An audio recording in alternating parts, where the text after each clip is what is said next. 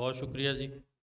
ہمارے اگلے مقرر جناب حکیم شاہجہاں اقبال صاحب جو جڑوالا سے تشریف لائے ہیں، وہ اپنا مقالہ پیش کریں گے صابر ملتانی رحمۃ اللہ علیہ کے نقطۂ نظر سے غذا سے علاج کی ضرورت، اہمیت اور فوائد۔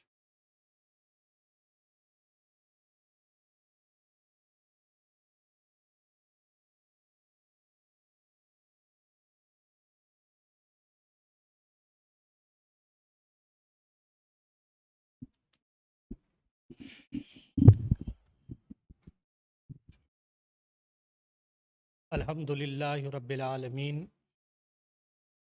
الصلاۃ والسلام علی سید الانبیاء والمرسلین، اما بعد فاعوذ باللہ من الشیطان الرجیم، بسم اللہ الرحمن الرحیم۔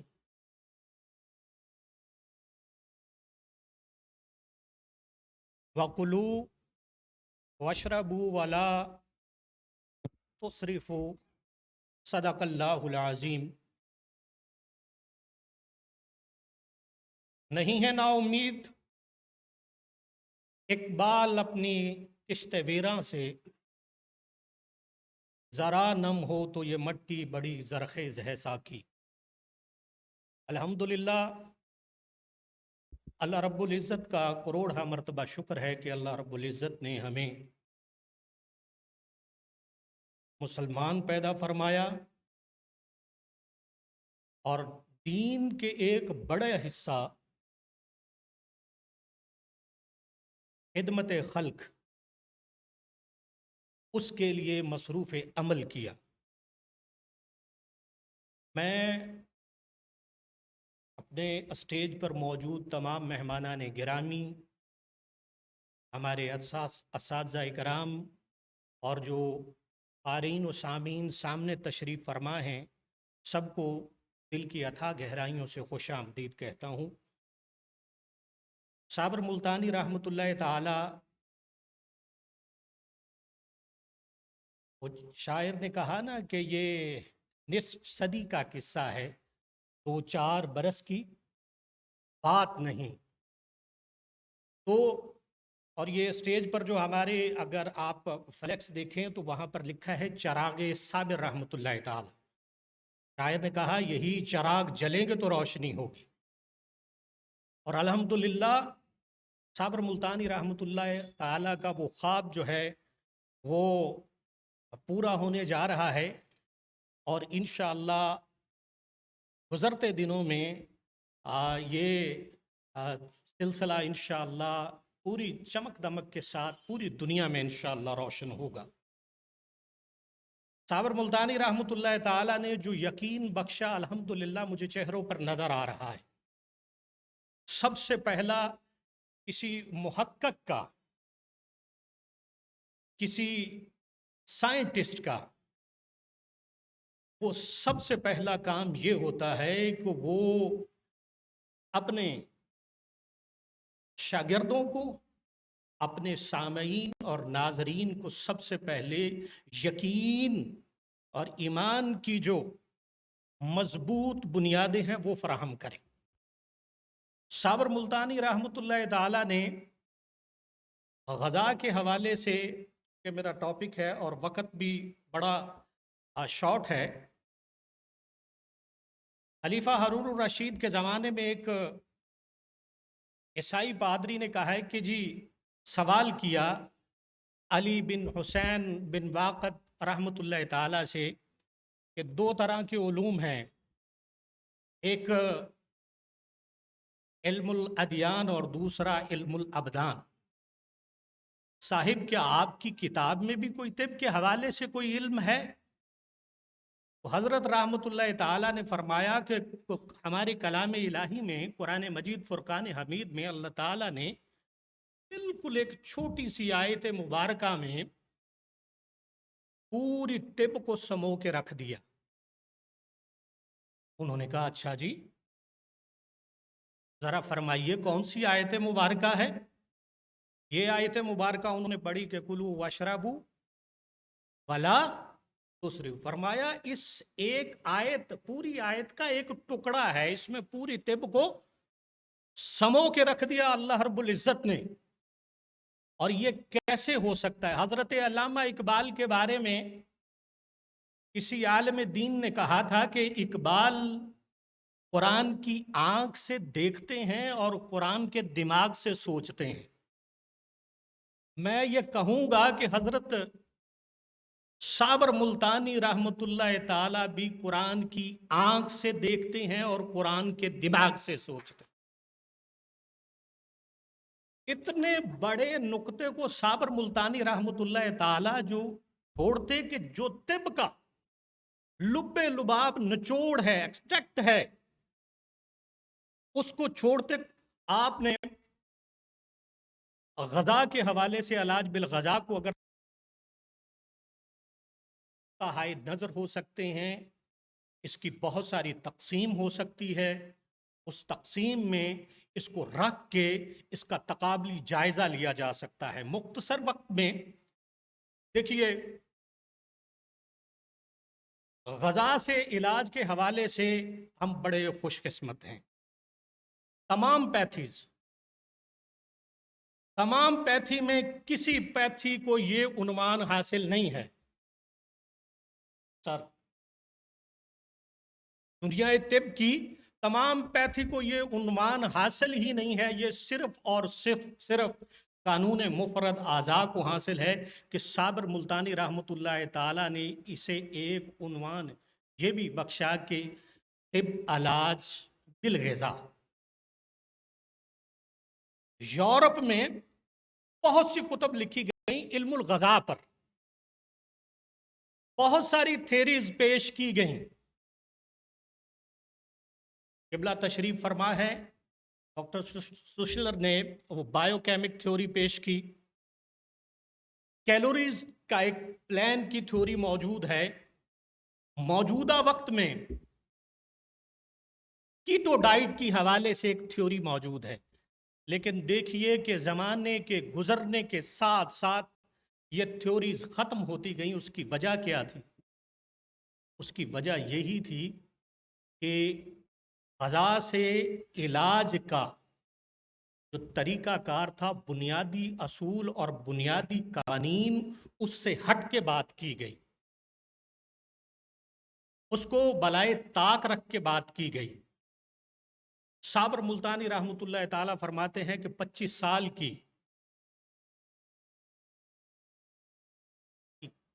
علاج بالغذا میں سمو کے رکھ دیا، اور اس میں ابتدائی صفحات میں حضرت نے قرآن مجید فرقان حمید کی بہت ساری آیات کے طبی تفسیر جو ہے وہاں پر بیان کی ہے، یعنی کھاؤ حلال اور طیب کی تفسیر اپنی جگہ پر، کھاؤ پیو اسراف نہ کرو، اور پرہیز کے حوالے سے لا تقرب هذه الشجر، اس درخت کے قریب رغدن حیث شئتما، آپ کھائیے پیئے جہاں سے دل چاہتا ہے۔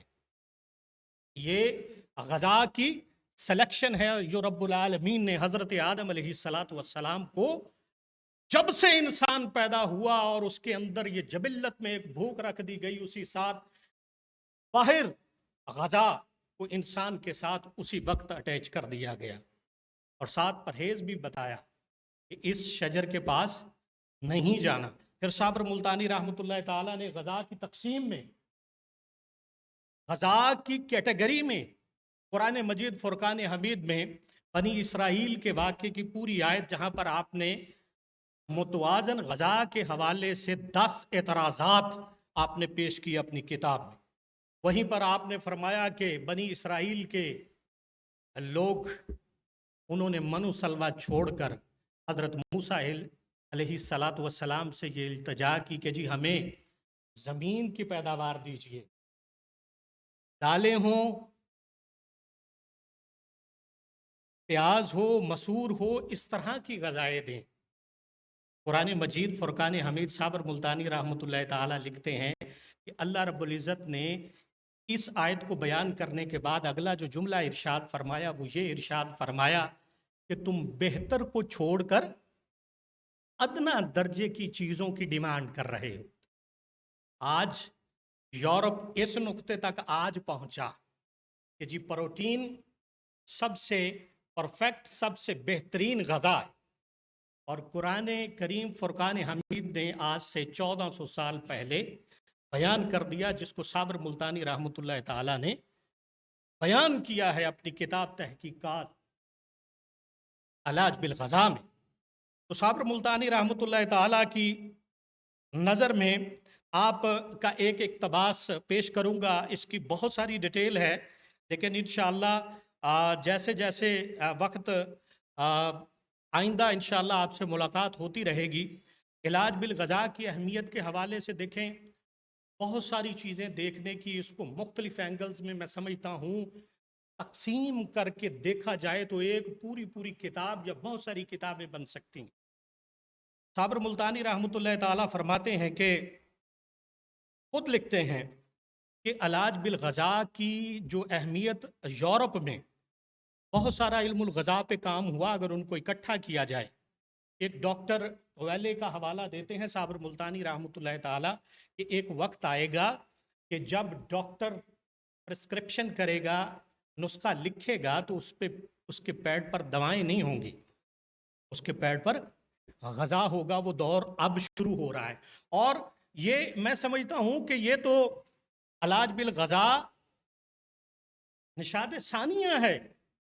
आज जगह जगह पर आप देख लीजिए, यूरोप में देख लीजिए, दूसरे ममालिक में देख लीजिए, अब ये चीज़ें पैदा होनी शुरू हो रही हैं। लेकिन वो भी याद रखिए, वो भी सिर्फ तजारती नुक्ता नज़र से, और साबर मुल्तानी रहमतुल्लाह ताला ने इसको मुकम्मल तौर पर बयान किया है कि किबला ज़फ़रुल्लाह बालवी साहब तशरीफ़ ला चुके हैं। हम दिल की अथाह गहराइयों से हज़रत को खुशामदीद कहते हैं और दरख्वास्त गुजार हैं कि आप स्टेज पर तशरीफ़ लाएं।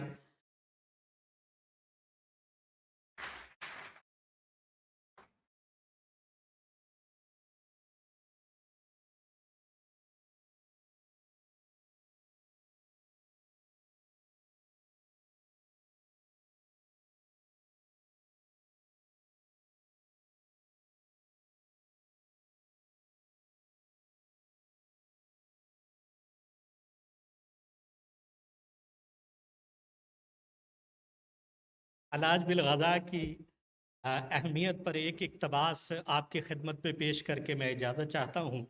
ये सबक है जो आपके सामने और अपने असातिज़ा के सामने अब बयान करने का, पढ़ने का, ताकि इसकी तस्हीह हो जाए। वगरना किथे मेहरे अली किथे तेरी सना। तो एक इक़्तिबास है, साबर मुल्तानी रहमतुल्लाह ताला इलाज बिल ग़ज़ा की अहमियत के हवाले से फरमाते हैं, चूँकि मेरे तरीक़ इलाज में इलाज बिल ग़ज़ा की बेहद अहमियत हासिल है। इससे न सिर्फ 100% शिफा हासिल होती है, बल्कि मुकम्मल सेहत होती है। इसलिए मेरी तहकीकात में इलाज के साथ, ये जुमला सुनिएगा, बड़ा कीमती जुमला है, 50% ग़ज़ा का ताल्लुक़ है, 25% नफ्सियाती और माहौल का, और 25% दवा का। ये साबर मुल्तानी रहमतुल्लाह ताला ये निशाद सानिया है इलाज बिल ग़ज़ा से, और बाकायदा इस पर जितना आपने खूबसूरती के साथ, पूरी तहकीक के साथ आपने तहरीर फरमाया है, सुबहान अल्लाह, क्या बात है। क्योंकि साहब इल्म फ़न, साहब तहकीक और मुहक्कक जब भी बोलता है तो वो रमूज़, इसरार, छोटी छोटी बातों में जहान के जहान समो देता है। उसको हमने देखना है। और साबर मुल्तानी रहमतुल्लाह ताला का ग़ज़ा के हवाले से, ग़ज़ा की अहमियत के हवाले से जो पूरी कानून मुफ़रद अज़ा की थेरी है, उसमें अगर आप देख लीजिए, उसमें सिर्फ 2 चीज़ें आप अगर उन पर गौर करें तो मैं कहता हूँ कि इससे बाहर बंदा निकल ही नहीं पाता। साबर मुल्तानी रहमतुल्लाह ताला ने ग़ज़ा दवा के हवाले से 2 असरात सिर्फ 1-2 लफ्ज़ों में बयान कर दिए। एक उसके मशीनी असरात, मैकेनिकल, और दूसरे उसके कीमियावी असरात।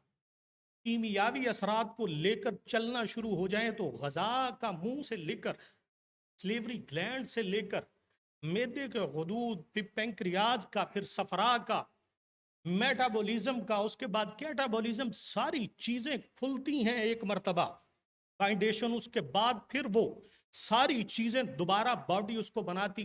कीमियाई तहरीक के एक लफ्ज में पूरा जहान साबर मुल्तानी रहमतुल्लाह ताला ने समो के रख दिया। अब ये हम पर फर्ज भी है कि कर्ज भी है कि साबर मुल्तानी रहमतुल्लाह ताला की और आपके बाद आपके शागिर्दों ने ये जो चराग जलाए, उनको पूरी दयानत के साथ, पूरी ईमानदारी के साथ, पूरे खिदमत के जज्बे के साथ उसको रोशन रखें। ये हमारी जिम्मेदारी है। और उस जिम्मेदारी में अल्हम्दुलिल्लाह आज की भी ये तकरीब है। इसके अलावा पूरे मुल्क में जगह जगह पर, फैसलाबाद में, लाहौर में, कई जगहों पर अल्हम्दुलिल्लाह ये चराग रोशन करने की रवायत को अल्हम्दुलिल्लाह हमारे अस्सातिज़ा कराम इसको जारी रखे हुए हैं। अल्लाह रब्बुल इज़्ज़त से दुआ है कि खिदमत के इस मिशन को अल्लाह तबारक व तआला हमारे हाथों से भी जो दाम दर में सुखने जो भी हो सकता है इसमें हिस्सा डालने की हमें भी हिम्मत और तौफीक अता फरमाए। आखिर में ये अर्ज़ करता चलूँ, ये बहुत बड़ा मिशन है। साबर मुल्तानी रहमतुल्लाह ताला ने अपने इस मिशन के लिए दिन रात एक किया, और आखिरी अय्याम में साबर मुल्तानी रहमतुल्लाह ताला कुतब आप चाहते थे कि मैं इल्मुल इंसान के हवाले से कुरान मजीद की तफासिर को खंगालूं और इस पर पूरी बात करूं। साबर मुल्तानी रहमतुल्लाह ताला की आंखें जो हैं वो ज़ाहिरी बात है वो उन पर बड़ा असर पड़ा। इस मिशन के लिए आपने अपनी पूरी ज़िंदगी हर चीज़ को दाव पे लगा दिया। आज ये हम पर है, इसके लिए हमें इकट्ठा होना पड़ेगा, एक जान होना पड़ेगा। ऐसा नहीं होगा कि हम बढ़ते चले जाएं। इस वक्त तिब की जो हालत है वो बहुत पतली है, दोनों सतहों पर, हमारी तरफ से भी और हुकूमत की तरफ से भी। चाइना में देख लें, बराबर चाइनीज ट्रेडिशन पूरी बाकायदा उसको सपोर्ट की जाती है। और कोरोना के दिनों में जब वैक्सीन अभी नहीं थी तो उन्होंने गज़ाओं से इलाज किया और बाकायदा उनको सपोर्ट किया। मैंने उनको देखा है, उनकी मेडिसिन को देखा है, हुकूमत उनको सपोर्ट करती है। लेकिन यहाँ पर ज़ाहिरी बात है, जब तक हम नहीं जागेंगे, हमारा इत्तेहाद और इत्तेफाक नहीं होगा, हम मिलकर नहीं बैठेंगे, तब तक ज़ाहिरी बात है ये यलगारें, ये हमले, ये तबाही होती रहेगी। ये गुजारिश है कि हम अपने आप को यकजा करें। पहली जमात से पढ़ते आ रहे हैं, इत्तफाक में बरकत होती है।